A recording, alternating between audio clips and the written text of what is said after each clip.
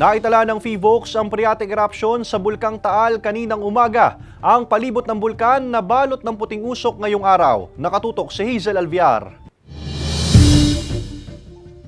Naaaninag ang Bulkang Taal sa bahagi ito ng Barangay Halang sa Lipa City kaninang tanghali. Pero kapansin-pansin ang nakapalibot na puting usok sa paligid ng bulkan. Ayon sa PHIVOLCS, nakapagtala ng phreatic eruption kaninang 10:18 hanggang 10:20 ng umaga. 2 minutes lang and umabot ng 600 meters yung plume niya.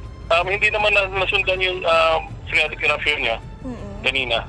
Bago nito, naitala rin ang 3 volcanic tremors, mga pagyanig at nagbuga rin ng 11,745 tonelada ng sulfur dioxide kahapon. Ayon sa PHIVOLCS, wala pa rin dapat ipag-alala sa mga aktibidad ng Bulkang Taal pero dapat ay manatiling alerto. Kapag titingnan natin yung number of earthquakes ngayon, mababa halos nasa wala nga tayong earthquake na naitala between July 11 to July 12. Nananatili pa rin sa alert level 1 ang Bulkang Taal at mahigpit pa rin na ipinagbabawal ang pagpasok sa Taal Volcano Island.